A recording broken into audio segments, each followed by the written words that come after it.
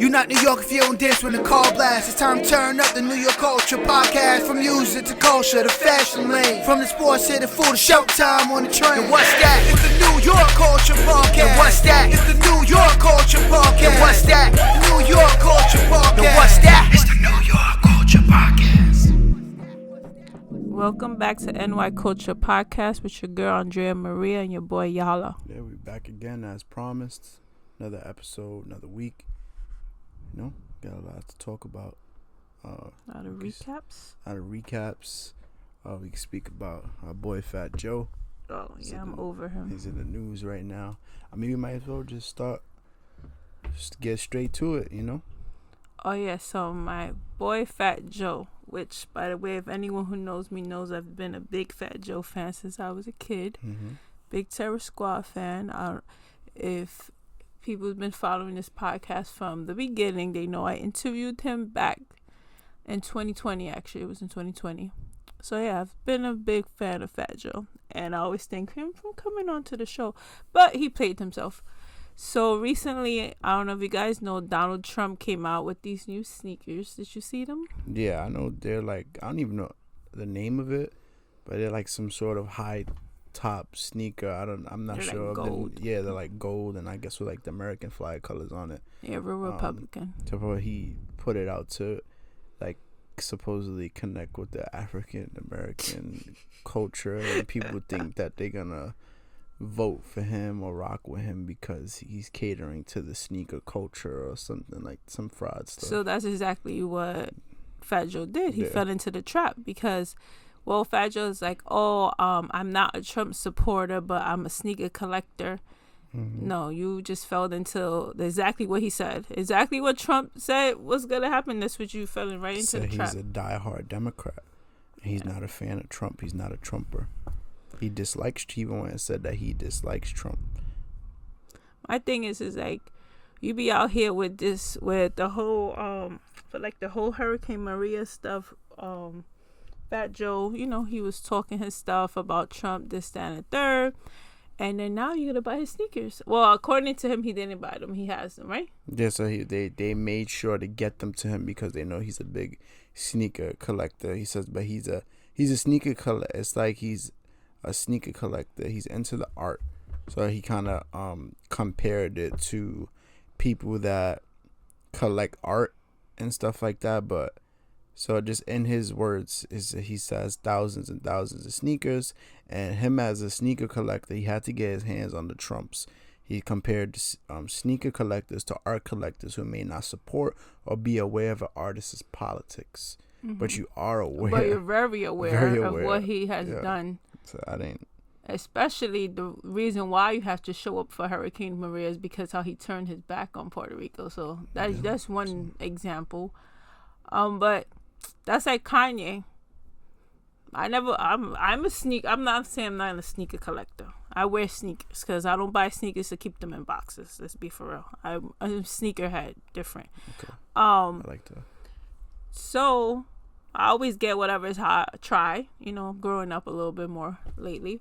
But when it came to Kanye, I never bought a pair of Yeezys, and that's because I felt he stand with Trump, and I didn't like that. And once again, if you know me, I usually get whatever's hot at the moment, and I've never bought a pair of Yeezys. So if I could do that, and I'm a nobody, I think Fat Joe could do it. I think he even used it, Yeezy as an example, like when Yeezy was going through all that stuff, that he went and bought a bunch of pairs of Yeezy. But I feel like it's a little different. It's similar in a way, but different, because it's like they came up in the music game together, mm-hmm. and probably had a prior relationship to that. You going out and jumping out the window and buying these sneakers from someone you claim to dislike and not support, and he's voiced like backing like Biden and Barack Obama from stuff I've seen, and so I just didn't get it. Yeah, I don't know. I got people talking. That's one thing. Literally, I don't know, Fat Joe, you doing too much right now. You don't support him or his campaign, but you supported his sneakers. So it's the same. You're still supporting him. So but that even goes back to me, like with New Balance. Like, I don't mess with one, I'm not a New Balance person. Mm-hmm. But two, it's just the fact that they Trump supporters also. I always felt like strongly about Trump. So, on that note. Fat Joe. Well, Fat Joe, like I said, he's one of my favorite people. But right now, I don't know. It's in a little hot water right now. Yeah. Now I want him back on the show, but Yeah, definitely for sure. I mean, I would like to pick. But he's real. He'll come and we'll give you a whole story on why. You know, you got that fresh New York sound in the background. Oh yeah, you already know. Sirens NY going Culture Podcast. Real authentic with it. Right, I'm probably looking for Fat Joe right now. Shut up. Well, Fat Joe was just in that new J-Lo movie that she came out with. So it's which I confused the name of the movie and then the documentary. So is the movie the This Is Me Now? Yes. The love story? Is that the movie? That's the name of the album also. Okay. Yeah, because you're more like familiar with. Yes. And then the documentary, what's the name of the documentary? Should be similar. I feel like it was like it's like I think it's all the same. Yes, it's the greatest love story never told. Okay. That's a documentary, and then the movie is This Is Me Now, a love story. Yes, and that's also the name of the album. This Is Me Now. So Fat Joe is he plays a therapist. Yeah, featured in the movie This Is Me Now, a love story, and he's her therapist. And it was kind of like it's kind of funny to see, like, just knowing their actual relationship that they have. So to see him as her therapist was like pretty funny. Because they've been in the game, like, you know, they grew up in the game together, both from the Bronx. But yeah, it was pretty cool. What did you think about it? I think it was unique. I would say it was like kind of her telling her love, like previous love stories, if that makes sense. But kind of like it wasn't exactly like, all right, so this happened and then this happened, and then it was just more like using the like metaphors and the imaging of the stuff. Like, you really look like at some point they were like inside of a heart that was breaking and stuff like that, and then she saw like a younger version of herself. And I kind of picked up on like you gotta love yourself before you can love somebody else. And you know, it was little things that I was picking up on. I'm pretty sure there's like stuff that I missed also, but it was a lot of like different messages. It was a lot. It's more about, you know, because everybody always feels like, oh, J-Lo's always with this person, that person. But I always defend the situation, because how many people in the street have like 100 boyfriends and girlfriends, and they switch but it's because she's a celebrity. Yeah, hers are just public. Yeah, just like when they try to talk about Taylor Swift, then they try to say, oh, but it's that she's getting married. At least she's getting married before living in sin. But I felt it was cool, like, and then you could like see the characters. Like me, I see like the characters that was playing her like exes. exes, and I could be like, oh, this was this one was that one. It was pretty cool. It was different. And by the way, she paid for everything for that movie to come out. Yeah, she bet on herself. Everything herself. So, and then when you watch the doc, she kind of like goes more into detail. Yeah, it's like how it was basically like the behind the scenes of making that movie. By the way, the movie's only like an hour, so if you want to watch it, you can watch it. And the doc was like what, hour and a half? Yeah, it was. I think the doc was like hour and 26. It was longer than the movie itself. The documentary was pretty cool, and it's like, once again, seeing the behind the scenes, her and Ben's like love story also, because this all ties into her love story with Ben, where like they get back together 20 years later. Yeah, it was funny because it was like she was giving out showing everybody the love letters that he wrote for her from years ago, and then Ben was like not embarrassed. It was like, oh, so you're showing everybody these letters, and it was like, yeah, we call you Pen Affleck. It was mad funny. And it also is like in the movie she talks about like since the little girl, all she wanted to do was be in love. But I feel like that's just society. Like, society is set to be like, oh, you have to be married, you have to have kids. When in reality, you don't have to do any of that if you don't want to. Yeah, and then she spoke about being a middle child. You know, I could relate. I could relate with her on that. Middle child syndrome. Yeah. You always point that out. Oh yeah, you. But it was definitely. It shows like how much stress she was under, because she was at one point she's like, man, I'm choreographing it. I'm writing the story. The album is by me. Executive producing it. So like she was under a lot of. So the story behind it, she made the album first, and then after she made the album, she came out with the idea of making the movie. So it took her about a year to like get everything together. It was pretty cool. You know, she's talented. She better on herself. You know, everyone's gonna hate. They always hate. It's so real. She was very specific, even about the dirt and like the mud that they were using. She's very like. She wants stuff a certain way, especially if you paying for it. Of course, I want it. I'm not gonna go back on anything. It was like no filter too. Like you saw when she was annoyed. You saw when she was like bothered by whatever. So it was dope. It was cool. And then we watched it like a week apart, I think. Yeah. So it was a dope watch. Definitely recommend it. Yes, go and check it out, especially if you're a J-Lo fan, and if you're not, you can see how hard she works, basically. Yeah. So we go from that. And then what else? We got some video games coming out. You know me, I'm big on like the video games. Recently we've been looking through a bunch of old stuff. Oh yeah, old video games. Nintendo 64s and Game Boy, the first Game Boy, Game Boy Color, Game Boy Advance. Yeah, Nintendo DS. We've been finding like mad stuff. Both Nintendo DS. What else we found? We found we found the SP, no? The Game Gear. The Game Gear. The Super Nintendo. The Super Nintendo. No, we got the Nintendo. Super Nintendo, I haven't found it yet, but it's here. Alright, so we just been finding different game stuff, and all the Xbox. I'm kind of the Xbox, the first Xbox 360. I'm just been big on video games since a kid, so I like still stay in tune with the games that I'm interested. Like it might be a Call of Duty, or like I'm big on sports games like Madden, NFL Madden, NBA 2K. Not so much since I've gotten older, but still definitely heavy into an MLB The Show 24 that's about to come out, I think like next month, within the next month or two. And then they, I was a bit upset, and a few other people share this opinion with me. They went and named the cover athlete, that was whack, Vladimir Guerrero Jr., which I was kind of like confused, because we're going from where Jeter was hyped and he was the cover athlete. Like that was sick. And then you go, I think for the regular version of last year was Jazz Chisholm Jr. And then you go from that, and then now it's like we've had these players that have had these like special seasons, or we see all these guys like Ronald Acuna that just won MVP. You could have gave us like a Mookie Betts, Ronald Acuna. You could have gave us probably even Ohtani again with like his Dodgers jersey, we had Jeter like for mad years. I remember at one time when I was younger. Yeah, so I was just kind of upset about that. It could have gave us something more exciting than just Vladdy Jr. I feel like they be trying to sell Vladdy Jr. even more. Because remember that game we was watching in Puerto Rico, that celebrity softball game? Yeah, the charity softball game that Vladdy and I think Jose Barrios from the Blue Jays hosted in Puerto Rico. And then his brother, what's their younger brother? It's probably like Vladdy something. I literally cannot like.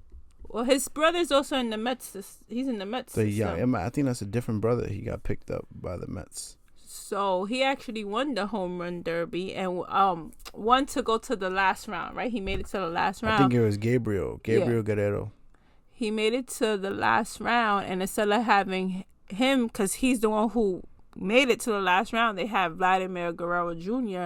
do it for him. Yeah, so he subbed in for his brother, who actually made it to the finals, which I kind of felt was whack, because his brother was actually doing better than a lot of the MLB guys that was in that derby. We had guys like, we had Julio Rodriguez, we had Eddie Rosario, we had Javi Baez, right? Lindor was playing. Yeah, but he wasn't playing the. Was he in the derby? Yes, he was. Lindor was in the derby. Javi Baez was in the derby.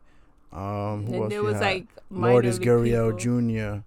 Like, so we had a bunch of MLB talent, and wasn't what's this dude? Emmanuel Gomez. Yes, Carlos Gomez. Carlos Gomez was in it. I don't remember. Yeah, but Cano was the other stuff. Cano was in the Serie de Caribe. Yeah.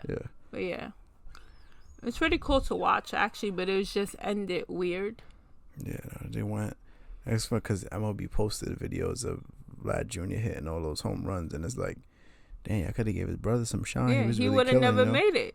He didn't make it. Technically, he didn't make it. His little brother did.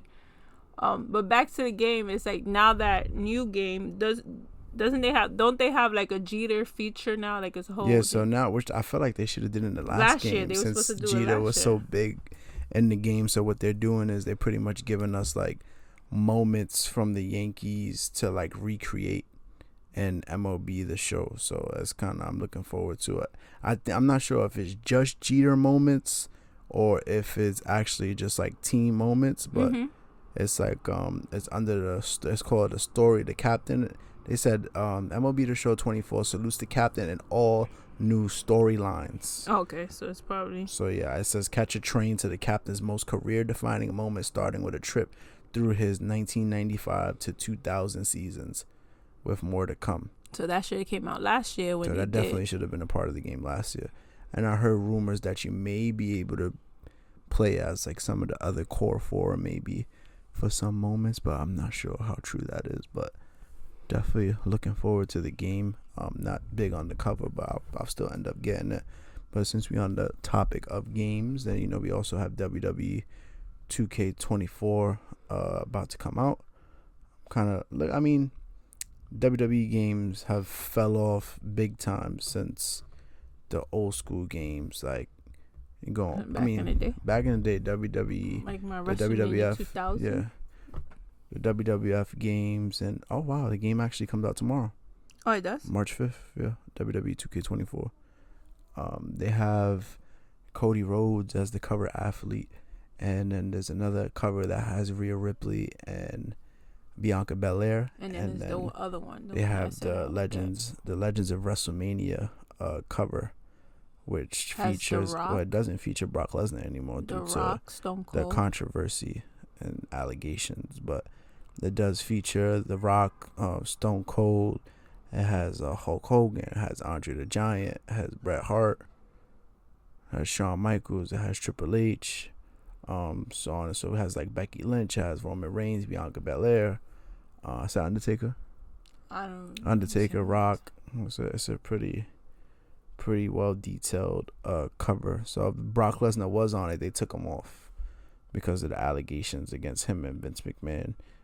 So yeah, all the people on the 40 years of WrestleMania cover: Andre the Giant, Stone Cold, Hulk Hogan, The Rock, Undertaker, Triple H, Shawn Michaels, John Cena, Becky Lynch, Bianca Belair, Charlotte Flair, and Roman Reigns. So star-studded cover for that game.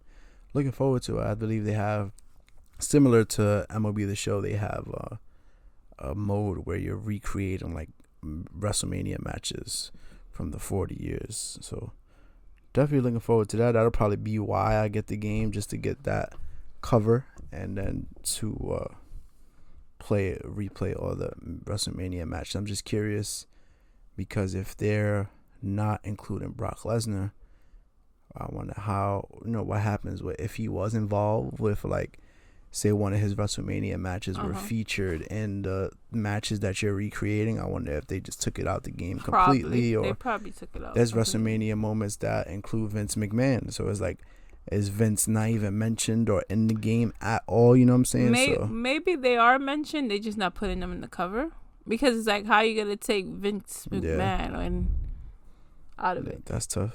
Yeah.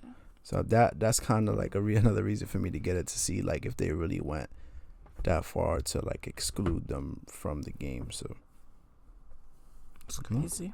Well, I guess we could stay on the wrestling topic. Those of you that know, we share a shared bond on wrestling. You more so old wrestling Attitude Era and stuff like that. Well, The Rock brought me back to Attitude Era this past Friday. The way he was talking. But before we got to that, we had Elimination Chamber. It was in Perth, Australia. The Rock and Roman weren't there. They didn't have a match, but they did have Cody Rhodes and Seth Rollins show up on the Grayson Waller effect. Grayson Waller is one of the up-and-coming stars in WWE who's actually from Australia, so he got a good hometown reaction. And they kind of spoke about Rock and Roman, and long story short, Cody put out the challenge that he wants to face Rock one-on-one. Seth Rollins then tells him, like, when you face the Bloodline, you never face them alone. So if you ever needed somebody, I'll have your back. It's just interesting because when Cody came back, he had a series of matches against Seth, which he beat him in all the matches. Mm-hmm. So it's like it's a weird dynamic that so it's like that's kind of another possible storyline that can come out of it, maybe, or maybe he is just fully supporting him. I'm not sure. Got it. And then yeah, so after that, SmackDown. then that was SmackDown, and I believe it was Glendale, Arizona. Yes, it So was definitely because the way the Rock was definitely talking made us remember where it was. Uh-huh. So they started. It was the Bloodline. Roman comes out with Solo Sikoa, and you know, Wiseman and Jimmy Uso. They come out. They talk about what they so it's like so much happened because it was such a long segment. It was like the first 40 minutes of the show. Fast forward, whatever said, Rock comes out. Mm-hmm. And you know him, he's very extra. Yeah, very extra. So he's like Versace kind of getting shirt, to, you know, Versace shirt. His shirt's belt. like tucked in. They showing the Brahma Bull belt and stuff like that. And then he's in the ring. Versace and then glasses. he kind of sounds like he's gonna do his shtick, and then he starts attacking the crowd and says that they're the number one, I think, city for meth and cocaine use or something like that. So he's calling the crowd crackheads, and crackhead Karens. he calls the people crackhead Karens, and it was pretty funny. Very disrespectful. Well, it brought me back to wrestling when I used to watch it. Yeah, definitely. I'm surprised he ain't getting canceled just yet. It was funny though. It was very funny. Just him going Being off him. And saying that, you know, Cody doesn't deserve to wrestle him one-on-one, and that he challenged. So he took his challenge and had his rebuttal that he challenges Cody to a tag match, Cody and Seth versus Rock and Roman on night one of WrestleMania, and with some stipulations to it. If Cody and Seth win on night 2 for the title match between Roman and Cody, there's no bloodline.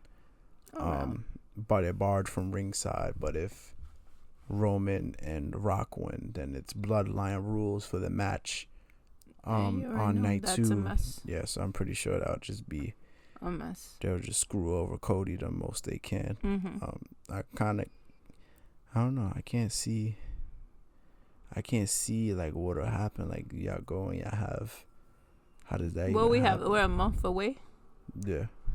I don't know. I just felt like even though The Rock is showing like he's with the bloodline, I feel like he's gonna switch up on them. Just even at the end when he was doing his "If You Smell What the Rock Is Cooking" and Roman Reigns holding his hand and was talking about acknowledge me or whatever. He went to do it. Then he had. Then he was told The Rock, he's like, I just need one thing from you. I need you to acknowledge me. So The Rock actually goes and acknowledges him as the tribal chief. Oh my god! And it was so funny. Your reaction was so funny. Yeah, You're like, I was oh so my god! Over it. I like the way they're doing it. It's like adding more layers to the story, and then Rock. But I feel like The Rock needs to humble him. Yeah, The Rock then continues to do it again. If you smell, then he stops on his own, hands over the mic to Roman. Roman says what the bloodline is cooking. Then they all throw up the ones, and then, you know, Rock kind of throws it up with the thumb out again. But then it transitions to the regular one, so they keep on adding more layers to the story. So, and then I think before SmackDown or after, The Rock posted a 20-minute video on Instagram just straight talking in character, heel Rock, and it was so funny. So yeah, he's definitely been. That's kind of been the only reason I've been tuning into SmackDown. That's the only reason I mean that as you can see, that's all we talking about when it comes to wrestling. Mostly is the bloodline storyline, because that's got her hooked. It's had her hooked since Sammy was in it, and all that stuff. And so they've kind of been. I just want to see what's gonna happen. I feel like The Rock is gonna turn on him, but when?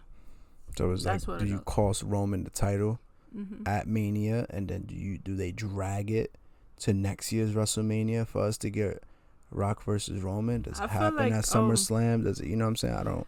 Well, it seems like The Rock is gonna be around for some time. It's not like a regular show. You know how he'll show up like once every 5 years and then don't come back. Well, he's been around. Yeah, he's been around.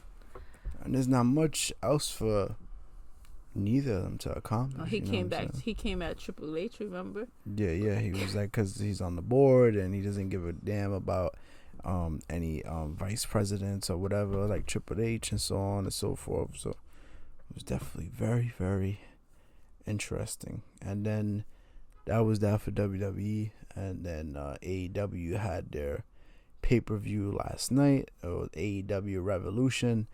Big headline going into the show.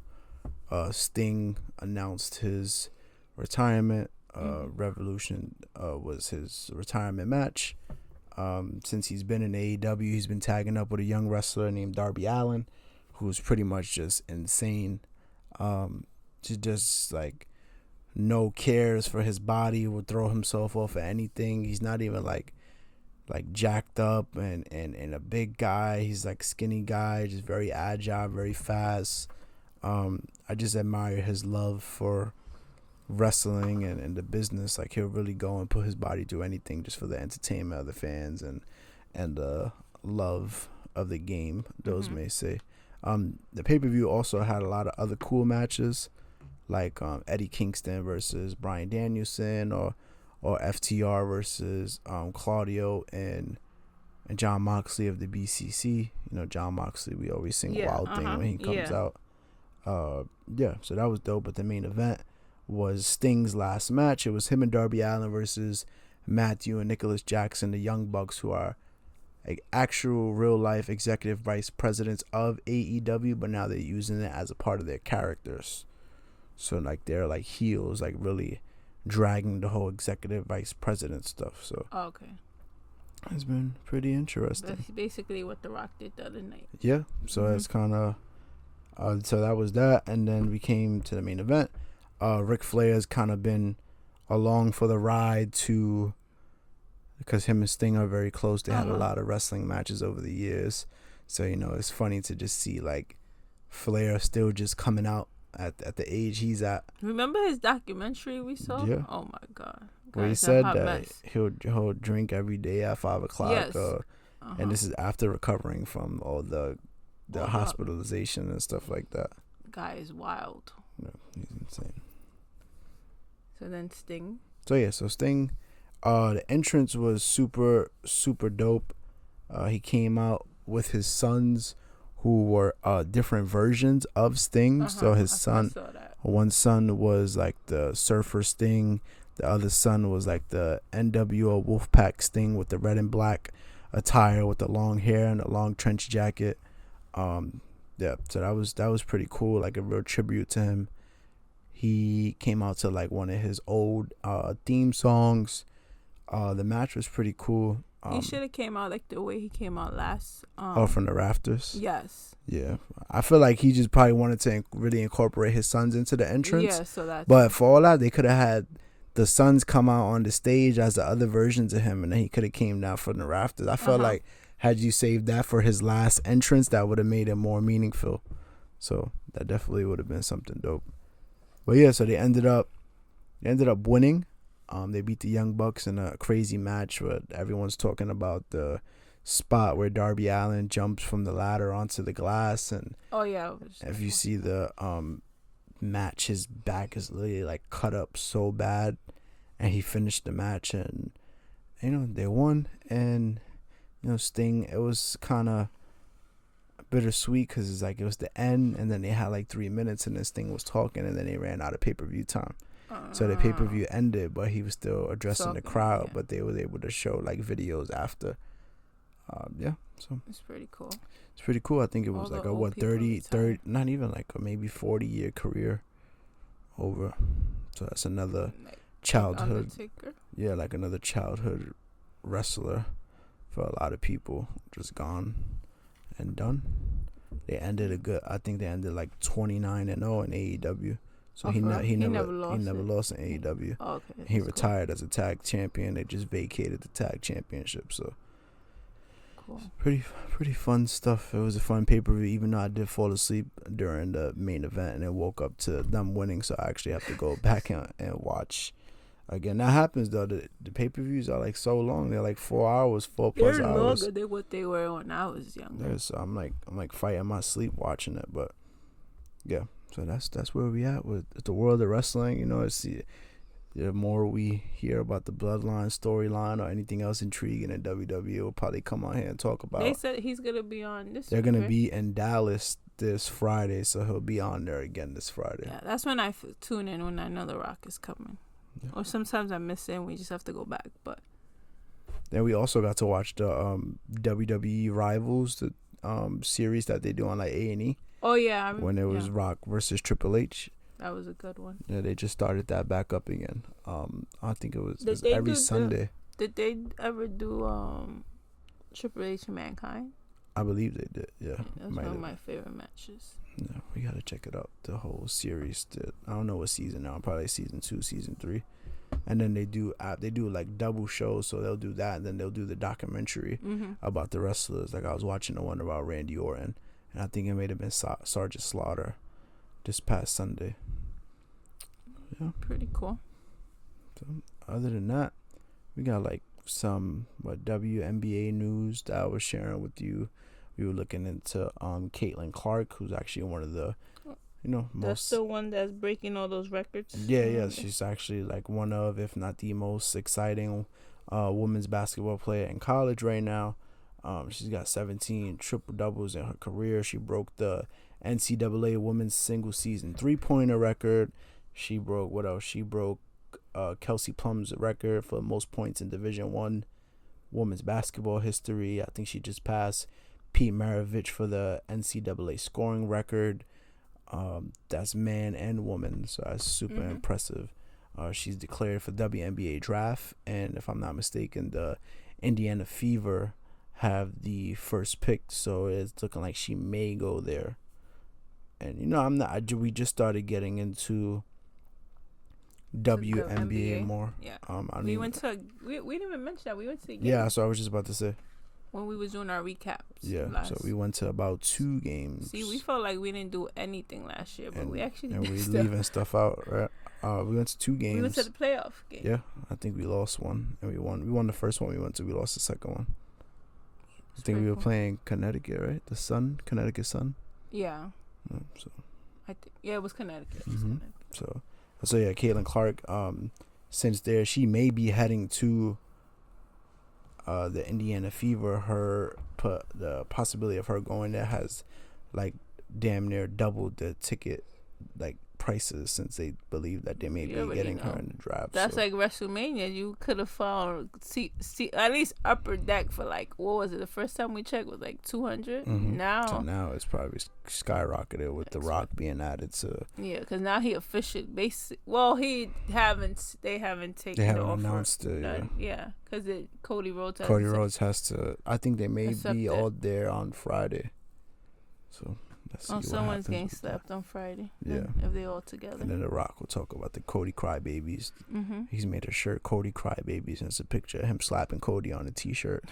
And he's even gone so far as to talk crap about Cody's dog. He's calling his dog Shithead, but the dog's name is actually Pharaoh. So. That's The Rock. So yeah, we got Caitlin Clark, and then we actually, to stay on the basketball tip for a minute before we get out of here, we've had 2 athletes like actually come to like schools in the city and actually do stuff for like Steph Curry. Like Steph Curry was in the neighborhood doing stuff for some schools and stuff like that. Sabrina Ionescu was in the area. Well, not in the area. She was like in the Bronx doing stuff. So like a lot of athletes, coming to the city. Well, a lot of athletes go to those schools because they don't want to donate. Yeah. So, yeah, Steph Curry. It's funny because those are two people that showed up at these schools, and it's like they went up against each other in the 3-point contest. Yeah, they faced each other. Sabrina and Steph Curry. We didn't even talk about that, but it was pretty impressive to see. Sabrina, it kind of ties into us going to the Liberty games and stuff like that, because I actually got to see her play in person, and then she's actually had the balls to shoot from NBA 3-point distance instead of the WNBA 3-point distance. But she still used a girl ball. She still used the WNBA ball, and she ended with 26. But that was the tying score to move to the next round in the men's 3-point contest. So that was pretty dope. Pretty cool. So yeah, that was another episode. Probably not as long Kelsey as the last one. Officially announced his And then- retirement. yeah. Sorry, Yeah, I just remembered. forgot to mention that earlier. I actually saw a video when you actually sent me it, and then I saw a video that actually shows Travis He's Kelce crying. in the front crying, and then Mhm. Jason was talking, crying. So I guess that'll serve for a new episode, interesting new episode of their New Heights podcast. I'm Mhm. pretty sure they'll talk about it. Yeah, but he's been kind of hinting at retirement for a while, and then they lost in the Super Bowl. Then he's like, I'll come back one more year. And then they had that brutal collapse where they started so hot on the season and then just fizzed out at the end. So Then he announced it, but then today was like officially. yeah, so It was now it's official. official. He's retired. Yep. And era. Well, for him, not his brother. Yeah, his brother will continue to carry the Kelsey Mhm. legacy and probably keep winning some championships and stuff. Definitely. Yeah, so that's about it. That's a short episode this week. Look for us on TikTok, Instagram. We're available on all platforms for those of you that ask. And we're about to start. We're about to get some merch. Yeah, we got y'all. Give us a couple of weeks. It was already in the works before we had our Designs little- already made. Yeah, before we had our little vacation, but definitely in the works. Just give us some time. I had people ask me about shirts, about hats, stickers. So we could definitely get that rolling, get the TikTok popping. There's been a lot of people tuned in that don't even follow us. If you haven't followed us, you can follow us at NY Culture Podcast on TikTok, Instagram, NY Culture Facebook, Podcast on Instagram, Facebook, YouTube. Yeah, you can find the episodes on YouTube. Literally, we're everywhere. If you go to the Instagram and you go to the link tree, it's gonna show you everywhere we are. If you want to go back and listen to that Fat Joe episode, you could go back into the archives, listen to that. It's in 2020, by the way. Yeah, in 2020. That's when I didn't even realize it Andrea was on the show on her own, carrying it before I crashed the party. Yeah, so I didn't even realize it. I didn't even feel that long that I did that. Time's flying. Definitely is. Oh yeah, that's it for this week. We're gonna catch y'all next week. Trying to stay consistent, as some people have been saying. This is probably like our 31st episode together, right? It was like 29 before, when I counted before we came back was 29, and I think last week might have been 30. So this is 31. So it's our 31st episode together. We definitely gonna keep it coming, and that's it. It's your boy Yala. I'm out of here. I'll catch y'all next week. Over. You not New York if you don't dance when the call blast. It's time to turn up the New York Culture Podcast. From music to culture to fashion lane. From the sports to the food to showtime on the train. And what's that? It's the New York Culture Podcast. And what's that? It's the New York Culture Podcast. And what's that? New York Culture Podcast. And what's that? It's